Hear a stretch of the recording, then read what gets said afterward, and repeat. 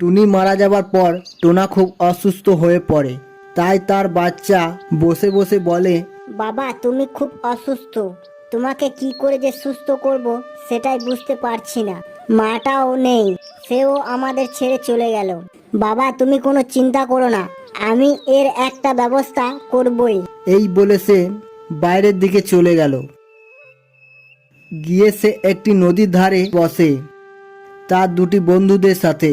আর তার বন্ধুরা গল্প করছে আর টোনার বাচ্চা চুপ করে বসে আছে। সেটা দেখে সেই নদী থেকে একটি জলপরি উঠে আসে, এসে বলে, এই ছোট্ট পাখি, তুমি এমন ভাবে চুপচাপ করে মনমরা হয়ে বসে আছো কেন? কি হয়েছে তোমার? তোমাদের কি কিছু অসুবিধা?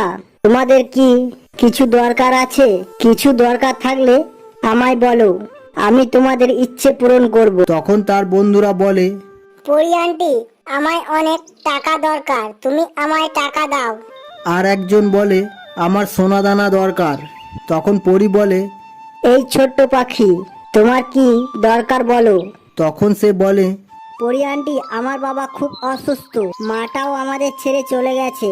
তাই আমি চাই তুমি আমার বাবাকে যদি সুস্থ করে দাও, তাহলে আমার আর কিছুই চাই না, এতে আমি অনেক খুশি হব। সেটা শুনে পরি তাকে কিছু সোনাদানা ও টাকা পয়সা দেয় আর বলে, তোমার বাবাকে আমি সুস্থ করে দেব, তুমি চিন্তা করো না। আর এই টাকা সোনাগুলি নিয়ে বাড়ি যাও, এগুলি দিয়ে তোমরা তোমাদের জীবন সুখে শান্তিতে কাটাবে, বুঝলে?